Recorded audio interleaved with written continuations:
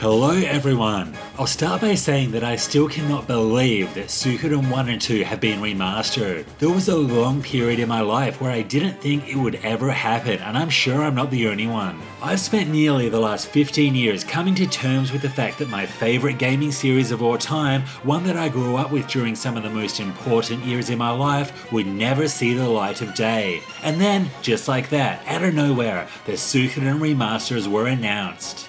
If you've been subbed for a while, you'll no doubt be aware how much this series means to me, and if you're new, well, now you've probably got a good idea. Today is an amazing time to be alive for Suikoden fans, not only because these babies are back with a fresh coat of HD paint, but also because the franchise is expanding. If you haven't heard, we're getting not only a brand new spin-off title set before Suikoden 1, but also an anime adaptation of Suikoden 2, and apparently this is just the beginning. If I could sum up one single reason why I've been making JRPG content for the past decade, this is it. This is the reason why, to spread the good word about my favourite gaming series of all time, Suikoden. But today, I'm digging in and reviewing the Suikoden I and II HD remasters and telling you why they are a must-play for all RPG fans. Whether you're new to the series or have been playing for decades, these remasters should be a no-brainer. Before we get into the review, if you like this video, it would help me out a lot to hit that like button and sub for more JRPG and Suikoden content coming soon. You could also hit that super thanks or join as a member if you'd like to support the channel. What are your thoughts on these remasters? Do you love the series as much as I do, or are you a new player? Let me know in the comments below. Alright, let's get into it. Perhaps the greatest thing about the Suikoden series is the stories that they tell, the characters that fill the lands, and the fact that the games are interconnected. This allows you to learn more and more about the world and the lore with each installment. And while the storytelling of both of these games make them worth playing, it is Suikoden 2's story that is in a league of its own. With that said, you should absolutely play Suikoden 1 first, as the two games are set only a few years apart in neighbouring regions and feature many of the same characters. Plus, there is some great carryover bonuses if you get the best ending from the first game. So, what's the first Suikoden all about? You play the role of Ter McDowell, the son of a well-respected great general of the Empire. Early in the game, one of Ter's companions, Ted, is forced to use his magical rune to defeat a monster. The thing is, this wasn't just a regular rune, it was the Soul Eater, one of the 27 true runes which not only grant their users incredible powers, but also agelessness. These 27 true runes are one of the things that make the series so amazing, as they're the core reason for most of the series' major conflicts. Anyway, after a string of events involving the Empire trying to obtain this rune, Ted is forced to pass it on to Ter. With nowhere to go, Ter eventually joins up with the rebellion army and helps turn the small group of freedom fighters operating out of the sewers into a massive army capable of taking on the Empire's army. This story has some really powerful, emotionally driven moments, most of which surround the nature of Ter's Soul Eater rune. This rune powers up and grants Ter additional spells as those around him die. On a side note, I really loved the design of this rune, so much so that I had it as part of my arm tattoo. Something else that makes the original Suikoden story so fun to play through is that it is super fast paced. It does not waste your time, and it really feels like you've achieved so much in such a short amount of time. And this is the perfect lead up to Suikoden 2, which is where the magic truly happens and is an absolute masterclass in storytelling. This story is set 3 years after the events of the first game and begins when Rune and Joey, members of the Highland Army's youth brigade, discover that their own commander, Luca Blight, has orchestrated an attack on their camp in order to provoke a war with the city-states. Lucky to escape with their lives, the two soon get taken in by the opposition and eventually team up with them in hope of stopping the Highland Army's tyranny. Rune and Joey also come to possess the Bright Shield rune and the Black Sword rune, which are two halves of the Rune of Beginning. Yep, another true rune. Let's just say that this has a huge impact on how the story progresses. This story is full of emotion and dives deep into themes of friendship, betrayal, and the impact of war. There are so many incredible moments here, many of which are among my favourite moments in any video game, and these are all made even greater by the upgraded visuals. During this playthrough, I was in a constant state of excitement, looking forward to the next big story beat and how it would look in HD. These remasters did not disappoint. Now, let's get into the changes in this HD remaster.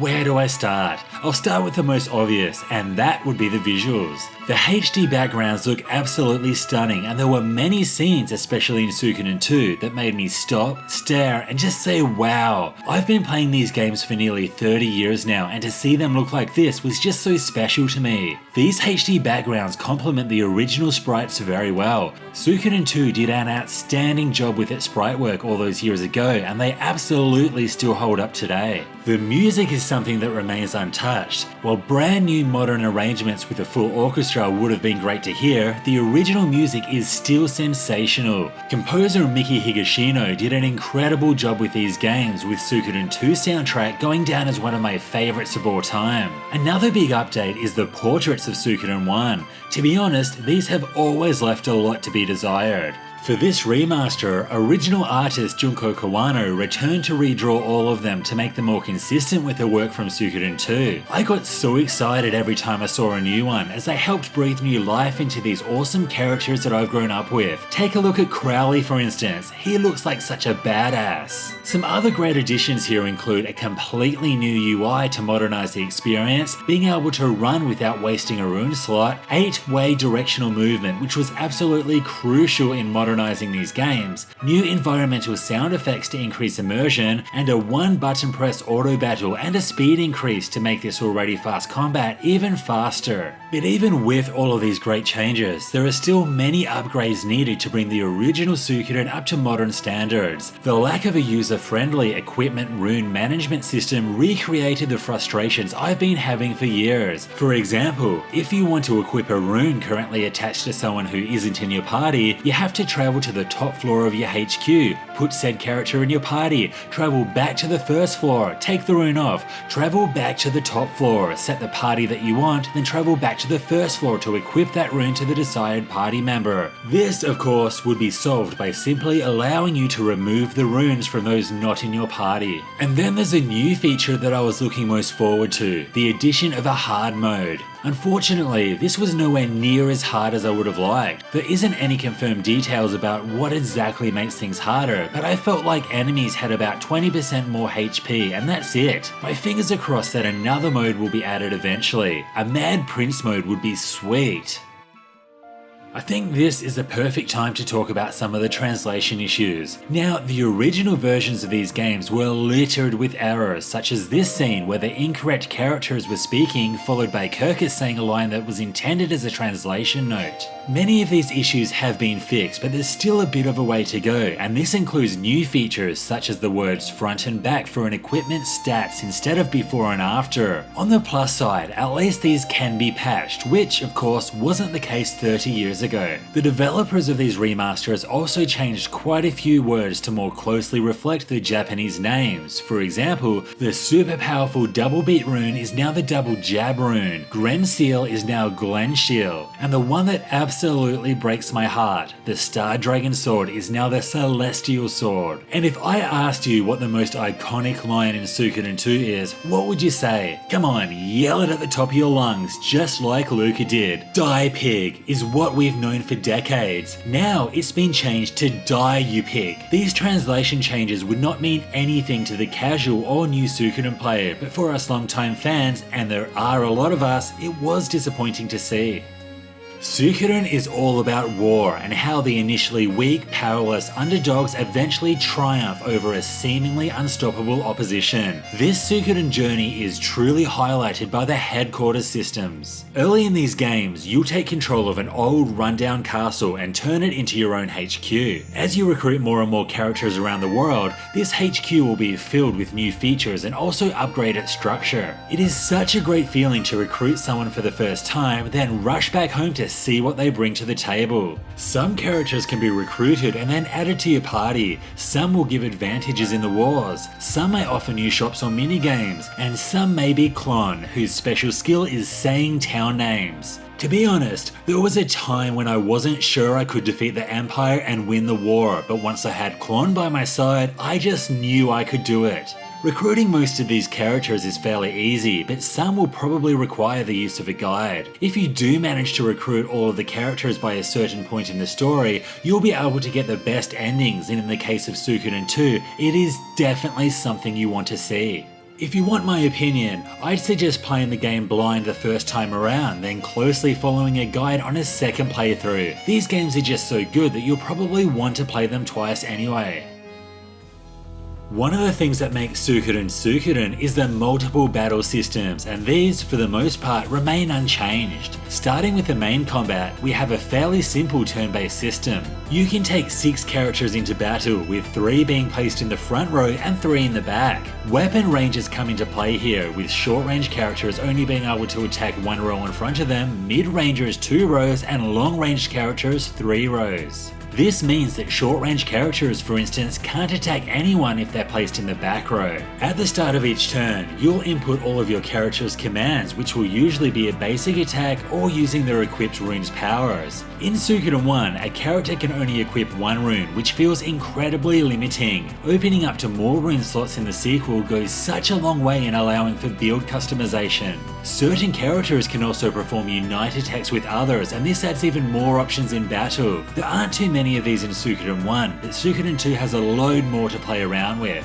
This combat is quite simple, but it works really well, and playing around with the different party compositions for the smorgasbord of characters is something that makes Suikoden so great. I just really wish they would have added a convoy system to Suikoden I, as far too often, certain characters will be forced into your party, making it very difficult to experiment with the characters that you want.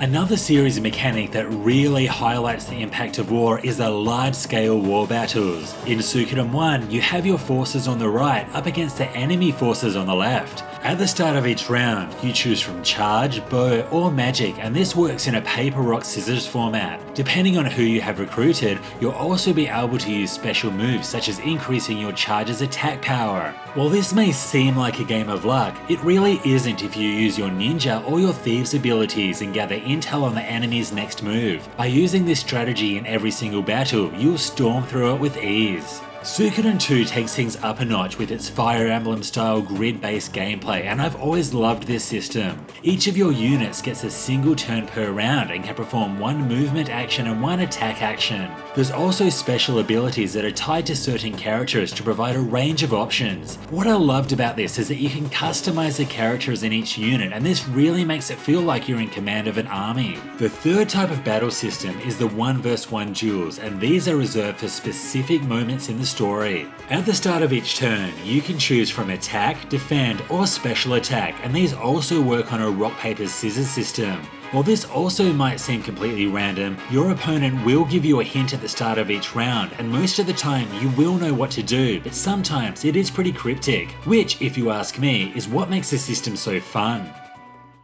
I never thought I'd see the day when these 2 classics were remastered on modern consoles. While Suikoden I was, and still is, a lot of fun, it is Suikoden II that makes these remasters an absolute must-play experience. Suikoden II isn't just an amazing game, it is absolutely in the top tier of JRPG royalty alongside other powerhouse titles such as Chrono Trigger, Xenogears, and Final Fantasy VII. And now, along with its predecessor, it can finally be played by all in its most definitive form. There are so many reasons to play these remasters. Starting with the story, both of these war-focused journeys are hard to put down, with Suikoden II having some of the best moments I've ever experienced in a game. Recruiting over 100 characters to fight for your cause and seeing what they add to your HQ is such a great gameplay loop that no game has done so well. The multiple battle systems also add a lot of variety to the gameplay, with the large-scale battles really making it feel like you're in the middle of a massive war. These remasters also look incredible. In Suikoden I was always excited to meet the characters and see the new portraits, and some of the backdrops in the sequel just made my jaw drop. And while the music remains untouched, it still sounds absolutely sensational. There was also an impressive amount of quality of life features. The 8-way movement, the speed up options, and the brand new interface all go a long way in modernizing these classics. With that said, I did feel that Suikoden I could have done with some more additions, especially surrounding the item and rune management. I also would have liked the new hard mode to be a little bit harder. While both titles in this remaster are absolutely worthy of your time, the perfect score that I'm giving it is due to Suikoden II, which is one of the best JRPGs ever created and now made just a little bit better. Over the years, I've heard so many people say that they really want to give these classics a go, which is why I'm just so happy that they finally can. Here's hoping that these remasters will help expand the fanbase, because if there's any JRPG series that deserves your love, this is the one. This was Hellfire RPGs, thanks for watching. If you liked this video, it would help me out a lot to hit that like button and sub for more JRPG content coming soon. I'd also like to know what you thought of this remaster or what your story with the Suikoden series is, so let me know in the comments below. See you next time.